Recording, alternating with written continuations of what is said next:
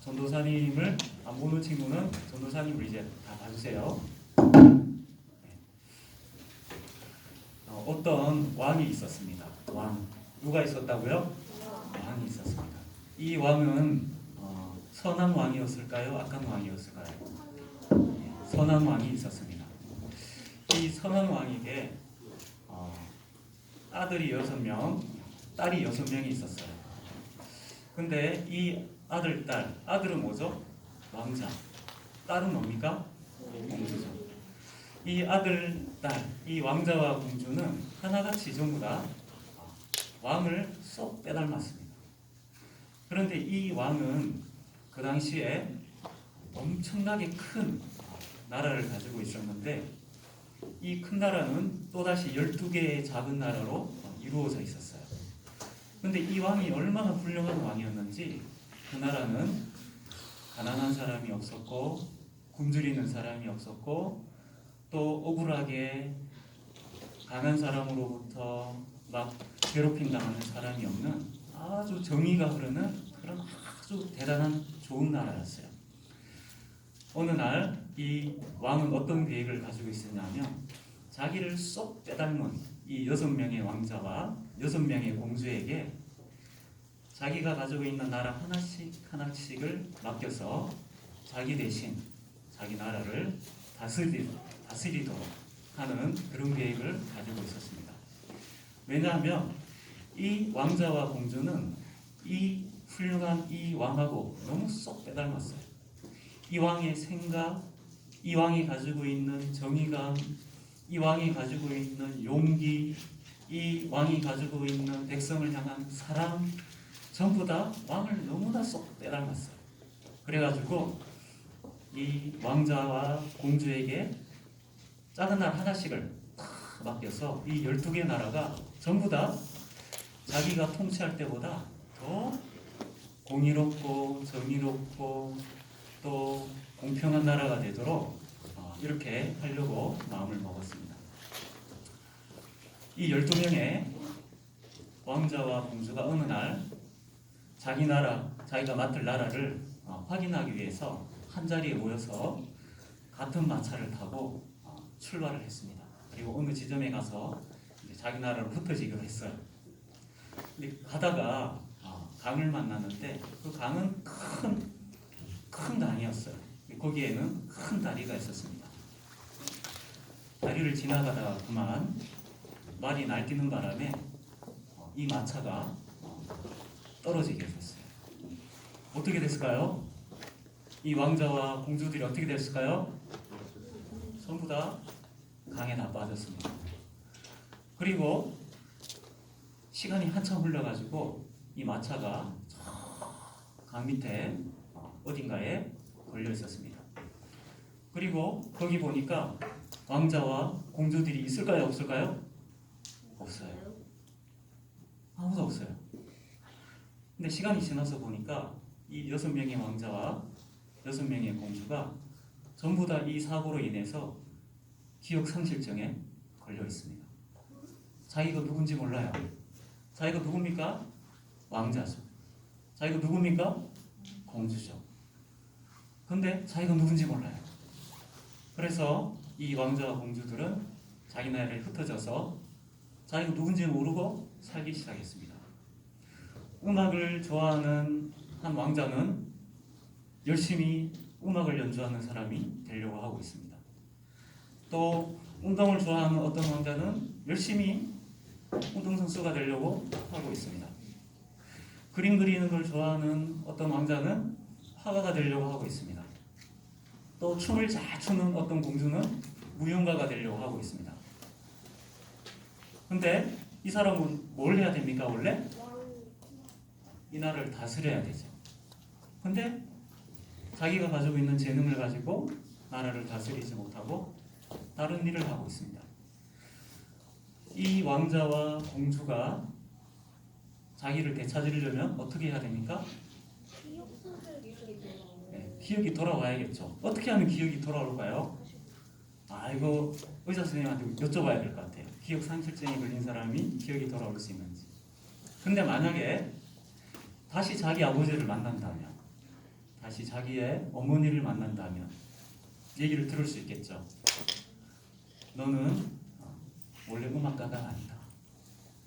너는 그 나라를 다스릴 왕이 될 사람이다. 다시 너의 원래 모습을 되찾아라. 그렇게 알려주면은 기억이 되살아날 수 있을지도 모르겠어요. 그죠? 이 12명의 왕자와 공주에게 가장 필요한 것은 기억이 살아나는 겁니다. 옛날의 기억을. 그죠? 여러분, 그런데 우리 모두는 태어날 때부터 기억 상실증에 걸려서 태어납니다. 모든 인간은 전부 다 기억 상실증에 걸려서 태어나요. 여러분, 혹시 전도사님 지금 거짓말 하시고 계시는데 그런 생각하는 사람 없습니까? 이렇게 반응이 나와야 정상이에요. 저는 기억 다 나는데요. 어릴 때 엄마 아빠가 어떻게 했는지 기억 다 나는데요. 우리 엄마 아빠도 지금 잘 살아 계시고 같이 잘 살고 있고. 전도사님 도대체 무슨 말씀을 하고 있는 거죠? 이 당시에 이 창세기를 처음 듣는 사람은 누구였다 그랬죠? 출애굽한 이스라엘 백성들이었습니다. 이 이스라엘 백성들도 똑같았어요. 전부 다 기억 상실증에 걸려 있었습니다. 기억 상실증에 걸리면 어떻게 될까요? 내가 열심히 공부를 하는데 내가 누군지 모릅니다. 내가 열심히 직장 생활하는데도 내가 누군지 몰라. 내가 결혼을 해서 가정을 이루고 살아가는데도 내가 어떻게 살아야 되는지 잘 모릅니다. 왜냐하면 내가 누군지 모르기 때문에. 우리는 태어나면서부터 어떻게 태어나냐면 우리를 지으신 하나님을 잊어버리고 태어납니다. 하나님이 계신지 모르고 태어납니다. 그리고 하나님을 보지도 못하고 하나님이 하시는 음성을 듣지도 못하고 하나님이 우리에게 뭐를 원하고 계시는지 모릅니다. 근데 오늘 성경 말씀이 무엇이냐 하면 이스라엘 백성들에게 알려주시는 거예요. 너희가 누군지 알아? 너희 지금 굉장히 힘들게 살아왔지. 너희가 어떤 사람인지 아니? 너희 저 태양을 두려워하면서 살았지. 밤이 되면 저 달을 두려워하면서 살았지? 근데 그게 아니야. 하나님이 이 세상을 만드신 거 지난주에 들었지? 오늘은 최고로 놀라운 비밀을 알려줄게. 너에 대해서. 네가 잃어버린 기억. 내가 너를 만들었다. 최고로 멋지게 만들었다. 그리고 너를 만든 이유와 목적이다. 그것을 말씀하고 있는 것이 바로 오늘 본문 말씀입니다. 그래서 오늘 우리가 말씀을 들을 때 우리는 기억을 되찾아야 돼요. 기억. 내가 누구인지, 내가 왜 살아야 되는지, 내가 얼마나 소중한 사람인지 이 기억을 되찾아야 됩니다. 이 기억을 되찾지 못하면 우리는 열심히 공부를 해도 방황합니다. 방황한다는 게 어떤 말일까요? 내가 걸어가야 되는 목표 지점이 있습니다. 근데 열심히 그 길을 걸어가는데 나중에 도착해서 보니까 거기가 아니에요. 뭡니까? 이때까지 걸어온 게 뭡니까? 방황한 거죠. 우리는 가야 될 길이 있는 사람이에요. 그런데 내가 누구인지 모르면 그곳을 가지 못합니다. 전부 방황합니다. 오늘 첫 번째 성경 말씀이 하고 있는 것은 무엇이냐면 하나님께서 6일 동안 이 세상을 전부 다 만드셨습니다. 근데 마지막에 딱 하나를 남겨두고 계셨어요. 6일째에. 그것이 무엇이냐면 바로 우리 사람을 만드시는 것이었습니다. 근데 하나님께서 사람을 만드실 때 이전에 다른 피조물을 만들 때 하고 특별히 다른 점이 있었습니다. 오늘 말씀에 보면 26절에 보면 하나님이 이르시되 우리의 형상을 따라 우리 모양대로 우리가 사람을 만들고 이렇게 되어 있습니다. 무슨 말이냐 하면 뭔가 일을 하기 전에 회의가 진행되고 있어요. 회의가 아주 중요한 회의가 열리고 있습니다. 앞에 6일 동안에는 그런 회의가 열린 적이 없어요.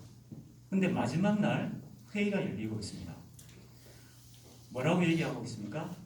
우리의 형상을 따라 우리의 모양대로 우리가 사람을 만들고 그들로 바다의 물고기와 하늘의 새와 가축과 온 땅과 땅에 기는 모든 것을 다스리게 하자. 근데 여기서 많은 신학자들이 굉장히 궁금한 점이 하나가 생겼습니다. 우리의 형상대로? 우리의 모양대로? 여기 우리입니다. 우리. 그래서 지금 우리가 뭐였죠? 우리는 한 사람입니까? 여러 사람입니까? 우리의 형상 그럴 때 이 우리가 누굴까요? 지금 누구하고 누구가 회의를 하고 있을까요? 지금 사람을 만들자 하기 전에 지금 회의가 열리고 있습니다. 근데 이 우리가 누굽니까?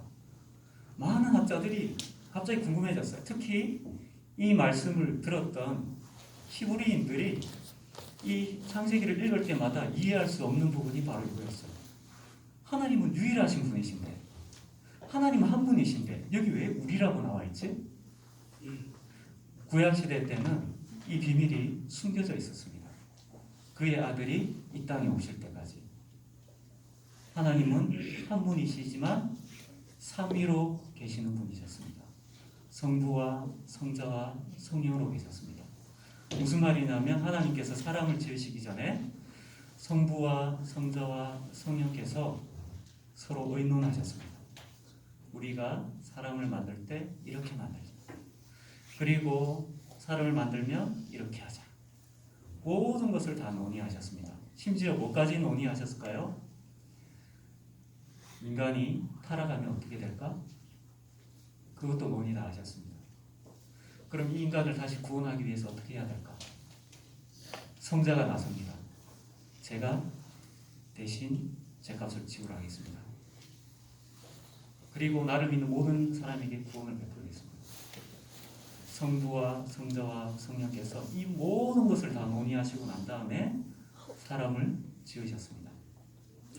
근데 여기서 또 궁금한 게 또 생겨요.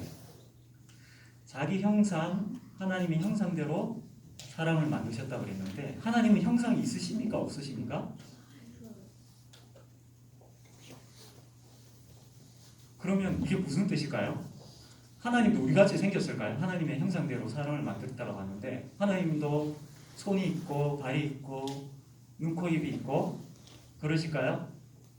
물론 성경에는 그렇게 표현하는 부분이 나옵니다. 하나님의 강한 손으로 하나님의 강한 팔로 건드실 때 이런 표현을 쓰죠. 근데 하나님은 영이시기 때문에 형상이 없습니다. 여기서 근데 형상대로 만드셨다. 쉽게 말하면은 하나님을 쏙 빼닮게 만드셨다는 거예요. 하나님하고 쏙 빼닮게. 다른 말로 하면 다른 피조물이 사람을 봤을 때 하나님을 본다는 겁니다. 우리가 하나님께서 자신을 나타내시는 것을 보고 계시라고 신학적인 용어로 어려운 용어로 계시라고 얘기하죠. 성경도 계시 중에 하나입니다. 그죠? 그런데 가장 중요한 계시 중에 하나가 무엇이냐면 하나님을 나타내는 가장 중요한 계시 중에 하나가 뭐냐면 사람입니다. 사람이 바로 하나님을 나타내는 존재입니다. 왜냐하면 하나님과 닮게 만들어져 있거든요. 우리는 전부 다 하나님을 닮은 사람입니다. 내가 누굽니까? 하나님을 닮은 사람입니다. 그런데 이 세상은 이 부분에 있어서 또 이 말씀은 우리를 세상과 또 구별시킵니다. 무슨 말이냐면 이 세상에는 인간을 누구라고 생각하느냐? 남입니다. 사람들이 가만히 연구해 보니까 사람이 동물하고 너무 많이 닮았어요. 그 중에서 보니까 원숭이하고 너무 많이 닮았어요. 뼈, 골격, 구성 이런 거 동물하고 너무 많이 닮았습니다. 또 몸이 움직이고 또 생리적인 현상 동물하고 너무 많이 닮았습니다. 그래서 이 비밀을 알지 못하는 사람은 어떻게 생각을 했을까요? 인간은 하나님을 닮은 존재가 아니라 동물이야, 동물. 동물하고 똑같은 거야.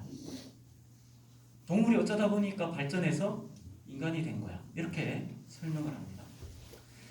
그런데 이렇게 생각하는 사람들이 하나님을 모르는 사람은 이렇게 생각할 수밖에 없습니다. 왜냐하면요, 기억 상실증에 걸려 있으니까. 하나님 기억을 못하는 거예요. 그런데 이 사람들이 중요한 질문 앞에 할 말을 잃을 때가 있습니다. 기독교에 대해서 이렇게 설명하는 학자들 보고 변증가라고 이렇게 얘기하기도 합니다. 그런데 많은 기독교 변증가들이 이 무신론자들하고 이렇게 토론을 벌이는 적이 많이 있었습니다. 그 사람들은 과학을 가지고 얘기하죠. 근데 신학자들은 신학적인 문제를 가지고 질문을 합니다. 근데 항상 똑같은 질문에서 과학자들이 할 말을 잃어버려요. 여러분, 우리가 동물이라면 우리가 왜 정직해야 됩니까? 왜 다른 사람 해치면 안 되죠? 왜 다른 사람의 물건을 빼앗으면 안 됩니까? 이 질문에 대해서 진화론자들은 설명을 하지 못합니다. 우리가 동물하고 똑같은 존재라면 왜 윤리적으로 살아야 되느냐, 이 문제에 대해서 설명을 하지를 못해요. 우리가 이 동물들하고 똑같다고 얘기하는 사람들을 보고 그냥 이 자연의 일부분이다 라고 설명하는 사람들을 보고 유물론자라고 얘기합니다. 유물론자들은 우리가 도덕적으로 살아야 될 이유를 설명하지 못합니다. 그런데 여러분, 인간은 태어날 때부터 양심을 가지고 태어납니다. 무엇이 선하고 악한지를 분별하면서 살아갑니다.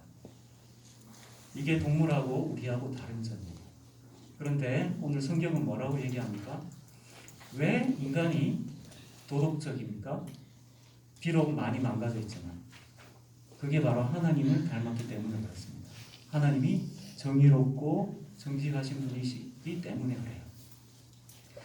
그래서 우리가 이 사실을 알지 못하면 우리는 전부 다 기억상실증에 걸린 사람 그대로 살아가면서 우리가 왜 의롭게 살아야 되는지 그 이유를 알지 못하고 마음대로 살아가게 됩니다. 왜 이 세상 사람들이 그 죄 많은 생활로 달려갈까요? 기억상실증에 걸린 상태에서 살아가기 때문에 그렇습니다. 우리가 누구를 닮았다고요? 하나님을 닮았습니다. 하나님. 덩치가 크든지 작든지, 키가 작든지 크든지, 목소리가 크든지 작든지 우리는 전부 다 하나님을 닮았어요. 오늘 두 번째 말씀은 하나님께서 사람을 창조하실 때 특별한 목적을 가지고 지으셨다고 말씀하고 있습니다. 오늘 이렇게 말씀하고 있습니다. 26절 후반부에 보면 온 땅과 땅에 기는 모든 것을 다스리게 하자.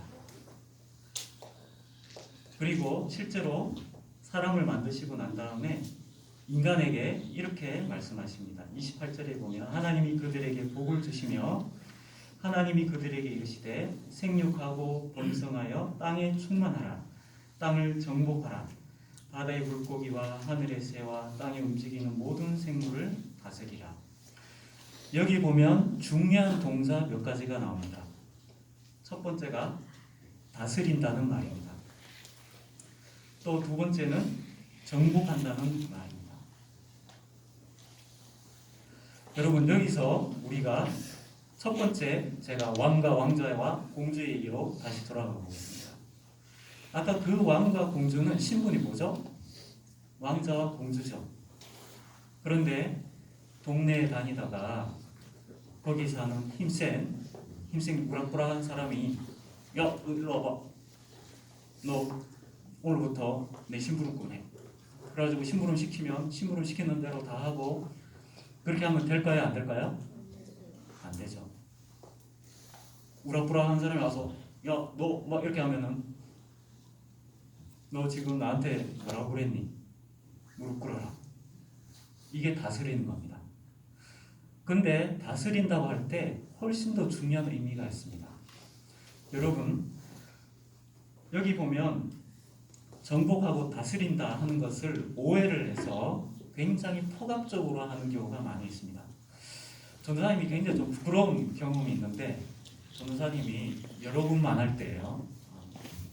저희 집이 조그만한 마당이 있었거든요. 그래서 전도사님 친구들이 집에 와서 많이 같이 놀았어요. 근데 전도사님 집에는 이렇게 나무가 좀 많이 있었거든요. 그래가지고 온갖 벌레란 벌레는 다 있었습니다. 계절별로 벌레들이 막 다 바뀝니다. 그래서 저희는 이제 약을 잘 안 쳤거든요. 어느 날은 여름에 문 열고 딱 나가보면은 마당 전체 바닥에 송충이들이 기어다니고 있습니다. 어느 날에는 문 열고 딱 나오면은 진딧물들이 바닥을 가득 뒤덮고 있습니다. 근데 더 놀랄만한 일이 뭐냐면, 제가 방문을 열고 마루바닥으로 방문 열면 이제 마루가 나오거든요. 딱 열었는데 마루가 전체 다 새카만 거예요. 가만히 보니까 뭐가 있을까요? 개미? 예, 날개미들이 끊임없이 나오고 있었습니다. 어디서요? 저희 집 나무 기둥에서요. 거기가 걔들 집이었더라고요. 알고 보니까 끊임없이 나왔습니다. 그래서 저는 이 벌레를 죽이는 것에 늘 익숙해져 있었어요. 그래서 친구들이 보는 앞에서도 벌레를 열심히 죽였습니다. 왜냐하면 늘 있는 일이니까요. 근데 친구가 어느 날 저한테 물어보는 거예요. 야, 너 왜 이렇게 벌레를 막 죽이냐? 물어보는 거예요. 그래서 제가 뭐라고 대답했냐면, 그것도 모르냐? 인간이 만물의 영장 아니야. 그러면서 얘기를 했어요. 그러니까 걔는 교회를 안 다니는 친구였거든요. 만물의 영장? 그게 뭔데? 그러면서. 그래서 더 이상 저한테 질문 안 하더라고요. 근데 제가 이제 나이가 들어가지고 그때 신앙이 제가 없었거든요. 알고 보니까 만물의 영장이 그런 뜻이 아니더라고요. 굉장히 부끄럽더라고요. 여기서 다스리라, 정복하라는 말은 벌레를 열심히 죽여라 그런 뜻일까요? 그런 뜻이 아닙니다. 다스리고 정복하는 것은 하나님 나라의 모든 것을 제자리에 있도록 만들라는 겁니다. 제자리에 있도록. 자기 바른 위치에서 떠나 있는 게 있으면은 바로 있게 만드는 거예요. 예를 들면 이런 겁니다. 어느 집에 자녀들이 있습니다. 근데 너무 악한 행동을 하거나 거짓말하거나 막 나쁜 행동을 해요. 그럼 부모님이 어떻게 해야 될까요? 다스려야 됩니다. 너 그렇게 하면 안 된다. 하지 마라. 어느 정도까지 해야 될까요? 거기서 돌이킬 때까지 포기하지 않고 끝까지 밀어붙여야 됩니다. 그게 다스리는 거예요. 우리가 만약에 직장생활을 하고 있습니다. 내가 이제 직급이 좀 높아요. 근데 밑에 직원이 나쁜 일을 막 하고 부정을 저지르고 있습니다. 그냥 넘길까요? 바로 잡아야 되죠. 군대 가서 고참이 됩니다. 밑에 후임들 누가 막 괴롭힙니다. 가만히 있어야 될까요? 그렇게 하면 안 되죠. 예전에 제가 대학부 때 첫 수련회를 간 적이 있습니다. 근데 그때만 해도 교회 안에서 수련회 이렇게 가면 우리 선배님들이 군대 갔다 오신 선배님들이 약간 군대 분위기를 조장하는 그런 게 좀 있었어요. 그리고 제가 그때 갔던 수련장이 숙소가 어떻게 생겼냐면 군대 내부만 하고 똑같이 생겼어요. 군대 내부만 하고. 그러니까 그 군대 갔다 오신 우리 선배님들이 너무 군대 생각이 막 나는 거야. 아, 우리 신입생들 한번 좀 이렇게 좀 군기를 잡으면 좋겠는데 그런 마음이 막 저절로 드는 거예요. 그래가지고 한 선배님이 이 분위기 잡는 멘트를 한번 탁 날렸어요. 그랬는데 저보다 1년 선배님이 계신데 그분이 바로 탁 일어나더니 교회에서 지금 뭐 하시는 겁니까? 딱 얘기를 하더라고. 그러니까 그 선배님이 나이가 훨씬 많은데 그분이 꼼짝 못하는 거예요. 아, 알았다. 미안 하면서. 아, 그분 정말 훌륭하신 분이죠. 이게 다스리는 겁니다. 여러분, 또 이런 게 있습니다. 다스리는 대상 안에 또 누가 있어야 될까요? 나도 포함되죠. 아까 저희 집에서 놀러 왔던 친구들 중에 저희 집에서 놀다가 저희 집 마당에서 열심히 싸운 친구도 많이 있습니다. 별의별 일이 다 있었습니다. 근데 어떤 일이 있었냐면 두 친구가 친하게 잘 지내다가 어느 날 막 불꽃이 튀기 시작했어요. 한 명은 키가 좀 크고 한 명은 키가 좀 작았어요. 근데 작은 아이가 갑자기 눈빛이 달라지는 거예요. 그러다가 어떻게 했냐면 그 키 큰 애 팔을 물었어요. 개예요? 정말 개같이 물었어요. 물고 안 떨어지는 거야. 아! 그래가지고 안 떨어지는 거야. 아니 걔가 전생이 개였나 봐. 그래서 사람들이 전부 깜짝 놀랐죠. 거기 전생이 강한. 쟤는 인간이 아닌 것 같아. 개인 것 같아. 흔들어도 안 떨어지는 거야. 전생이 강한. 전생이 강한. 그래서 그 물린 아이는 개한테 물린 것처럼 울면서 집으로 돌아갔습니다. 나중에 여기 보니까 막 흉터가 생길 지경이었어요. 이빨 자국. 여러분, 사람이 개같이 물면 될까요, 안 될까요? 안 되죠. 안 되죠. 아니 그냥 전생이 개였던 거예요. 근데 여러분, 우리가 이런 일을 너무 많이 합니다. 우리가 길을 이탈할 경우가 너무 많아요. 여러분, 제가 한 말씀 드려볼까요? 여러분 눈 다른 사람 볼 때 흘기면서 아니면은 비꼬는 눈빛으로 본다면 이 눈 제대로 위치가 제대로 돌아가고 있는 겁니까? 다른 친구들한테 비웃으면서 얘기하거나 놀리거나 욕 안 하면 입이 지금 제 위치에 있는 겁니까? 손이 다른 사람 물건에 함부로 만진다면 내 거 아니에요. 근데 손이 그냥 가. 저도 예전에 제 성경책 이렇게 했으면은 교회 아이들이 와가지고 와서 막 무르르 훑어보고 가는 친구들 막 있습니다. 제대로 다스림을 받고 있는 걸까요? 아닐까요? 아니에요. 이거 전부 다 바로잡아야 되는 거예요. 우리가 제대로 통치하고 다스리는 자의 위치에 있다 할 때 가장 중요한 것이 무엇이냐면 무엇으로 다스립니까, 여러분? 하나님의 법으로 다스립니다. 그래서 우리가 제대로 다스리기 위해서는 하나님의 법을 알아야 됩니다. 하나님의 법이 뭘까요? 십계명과 이 성경책이 바로 그 법입니다.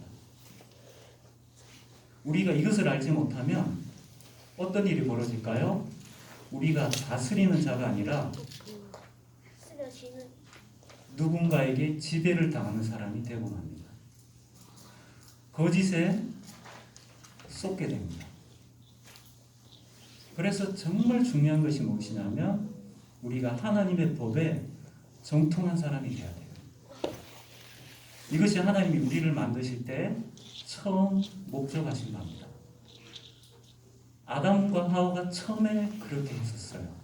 그런데 실패하게 됩니다. 그런데 하나님의 이 형상, 회복된 하나님의 형상을 다시 보여주신 분이 누구실까요?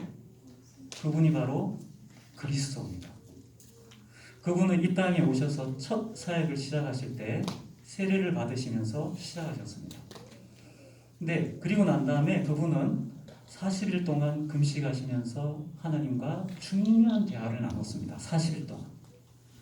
너무나 중요하기 때문에 밥도 먹지 않고 40일 동안 하나님과 정말 심각하고 중요한 대화를 나누셨어요. 40일이 지나서 그분이 탈진하셨습니다. 그때 누군가가 와서 이야기하기 시작했습니다. 야, 너 대단하다. 40일 동안 어떻게 밥도 안 먹고 물도 안 마시고 어떻게 기도를 할 수 있어? 근데 난 네가 누군지 알아. 너 하나님 아들이잖아. 능력이 엄청나겠네? 이 세상을 만든 사람인데 뭐든지 못 만들겠어? 지금 배 많이 고프지? 여기 돌들 많은데 이 돌들 가지고 바게트 만들어라. 바게트. 먹고 싶으면 치즈케이크도 하나는 만들고 또 무슨 땅이 있나요? 팥땅도 하나 만들어 놓고 그래라. 근데 예수님은 이 땅에 오신 이유가 그게 아니었습니다. 죄인들을 위해서 자신을 주시기 위해서 오셨어요. 그래서 썩어 넘어가지 않았습니다. 자신이 존재하는 이유를 알았기 때문에. 예수님께서는 이 땅에 계시면서 완전한 하나님의 형상을 보여주셨습니다. 제일 중요한 게 뭘까요? 하나님을 마음과 뜻과 정성을 다해서 생명을 다해서 사랑하는 것을 보여주셨습니다. 그리고 자신의 이웃을 사랑하는 게 무엇인지 보여주셨습니다. 참 사랑이 무엇인지. 그래서 많은 사람들은 하나님의 형상을 설명할 때 짐승과 비교해서 다른 점을 찾아서 하나님의 형상은 이런 것이다 라고 설명하는 경우가 많았지만 그것은 일정 부분은 맞지만 완전한 설명이 아닙니다. 하나님의 형상을 제대로 설명하려면 그리스도를 봐야 합니다. 그가 하나님을 완벽하게 보여주셨습니다. 그래서 제자들이 주여 저희들도 하나님 보게 해주십시오 했을 때 자신을 본 사람이 하나님을 본 사람이라고 얘기하셨습니다. 여러분 우리 다시 처음으로 돌아가 보겠습니다. 우리는 전부 다 기억 상실증에 걸려 있습니다. 그런데 오늘 이 말씀이 우리에게 다시 기억을 되살려주고 계십니다. 우리는 이 세상 피조물 중에 가장 존귀한 자로 만들어졌습니다. 그래서 여기서 여러분 기억할 게 있습니다. 절대로 다른 사람하고 비교하면 안 됩니다, 여러분. 내가 키가 작든지 아니면 내가 공부하는 재주가 없든지 어떻든지 간에 그것은 우리가 누구인지를 설명해 주지 못해요. 여러분 키가 크든지 공부를 잘하든지 노래를 잘하든지 전부 다 그거는 하나님이 주신 겁니다. 내가 잘나서 그런 게 아니에요. 그런데 하나님을 알지 못하면 어떻게 생각하냐면 요즘 뭐 흙수저, 금수저 그런 말 많이 하죠. 출발선이 다르다는 거예요. 100m 달리기를 하는데 어떤 사람은 95m 지점 앞에서 출발합니다. 준비하면 둥둥이를 듭니다. 그죠? 근데 꼬린 지점 5m 앞에서 둥둥이를 들어요. 흙수저는 뭡니까? 출발선이 아니라 저 뒤에서 100m가 아니라 200m 지점에서 둥둥이를 듭니다. 흙수저라고 그러죠. 그래서 사람들이 얘기합니다. 불공평해. 어떤 사람은 장애인으로 태어납니다. 그 사람은 100m 경기인데 저기 500m 뒤에서 둥둥이를 들어야 됩니다. 너무 불공평하죠. 그래서 쏘가 넘어갑니다. 저 사람은 5m만 뛰면 도착하는데 나는 500m를 뛰어야 100m 경지를 꼬리 지점에 간다고 생각을 합니다. 근데 여러분 꼬린 지점을 정하시는 분은 하나님이십니다. 하늘나라에 가면 어떻게 판정하신지 아십니까? 5m 앞에서 출발하는 사람 꼬린 지점이 그 5m 앞이 아니에요. 저기 1km를 더 가야 됩니다. 하나님이 장애를 입어서 500m 뒤에서 궁둥이를 들고 출발하려고 하는 사람의 꼬린 지점은 어딜까요? 그 사람 바로 10m 앞에예요. 그래서 이 세상 기준으로 나를 보면 전부 다 방황하게 되어 있습니다. 공부하는 것으로 돈 많이 버는 것으로 만족하면서 삽니다. 절대로 그렇게 살면 안 됩니다. 우리가 누구인지 무엇으로 부르심을 받았는지 알아야 됩니다. 말씀을 정리하겠습니다. 우리가 어떤 사람입니까? 왕자와 공주입니다. 그런데 기억상실증에 걸렸어요. 그런데 오늘 이 말씀이 여러분들을 다시 왕자의 자리와 공주의 자리로 다시 세우는 말씀입니다. 여러분 있는 곳에서 제대로 다스려야 됩니다. 여러분 책상, 여러분 침대 제대로 다스릴 줄 알아야 됩니다. 제가 예전에 TV를 봤는데 굉장히 옛날이에요. 제가 아주 어릴 때 봤는데 TV에 외국 꼬마 애가 나왔습니다. 가만히 보니까 뮤지컬 배우예요. 그 당시에 앤이었던 것 같은데 거기 여자 주인공이었습니다. 근데 나이가 8살이었어요. 그래서 그 방송에 나와서 유명한 거 한 곡을 부르고 난 다음에 이제 한국 아나운서하고 이렇게 질문을 쭉 받았습니다. 얘기를 들어보니까 1년 내내 공연을 다닌다는 거예요. 8살인데. 그래서 그 아나운서가 물었어요. 그러면은 이제 8살이면 학교도 가야 되고 공부도 해야 되고 할 텐데 어떻게 공연만 다니냐고 너무 이해가 안 돼가지고 아나운서가 물었어요. 딱 물으니까 그 8살짜리 아이가 뭐라고 대답하냐면 이렇게 대답하더라고요. 제 일은 제가 알아서 합니다. 8살짜리가 그렇게 대답을 하더라고요. 걱정하지 말라고. 제 일은 제가 알아서 잘 한다고. 그때 제가 엄청나게 충격받았습니다. 야, 쟤는 정말 어른이다. 여러분, 우리는 전부 다 다스리는 자가 되어야 됩니다. 그렇지 않으면 지배당합니다. 그리고 우리 주위에 있는 것들을 전부 다 바른 위치에 있도록 해야 될 책임이 있습니다. 그것을 위해서 부르심을 받았습니다. 우리 가정에서 어떤 모양으로 있든지 간에. 그래서 우리의 눈을 제대로 써야 됩니다. 우리의 입을 제대로 써야 됩니다. 그래서 남 얘기 많이 하는 거 결코 좋지 않아요. 자기 맡겨진 것을 책임질 줄 알아야 돼요. 여러분, 절대로 나의 모습을 가지고 자기를 비하해서는 안 됩니다. 최고로 소중하고 존귀한 사람입니다. 여러분의 가정 형편이 어떻든지 간에 하나님이 여러분의 진짜 아버지십니다. 가장 사랑하는 아버지. 이걸 절대로 잊지 마세요. 오늘 말씀이 바로 우리에게 이것을 말씀해 주고 있습니다. 이 말씀을 계속 들을 때 우리는 기억이 되살아나고 우리의 왕자 같은 공주와 같은 지위를 다시 되찾게 됩니다. 마귀로부터. 이 전쟁은 우리가 죽기까지 치열하게 계속됩니다. 그런데 여기서 밀리지 않는 방법은 우리가 말씀 위에 바로 서는 방법밖에 없어요. 하나님 이것을 우리에게 주셨습니다. 기도하도록 하겠습니다. 하나님 아버지 감사합니다. 저희들은 참 이 땅에 태어나서 너무나 많은 좋은 것들을 누리면서 살아가고 있습니다. 하나님, 그런데 우리가 공부를 하고 맛있는 음식을 먹고 또 좋은 학원에 다니고 또 열심히 학교 생활을 하고 있지만 우리가 왜 그렇게 살아야 되는지 그 이유를 알지 못하고 살아갈 때가 너무나 많이 있습니다. 하나님, 우리에게 오늘 이 말씀을 통해서 우리가 얼마나 존귀한 자인지 그리고 우리가 어떻게 살아가야 되는지 그것을 알려주셔서 감사합니다.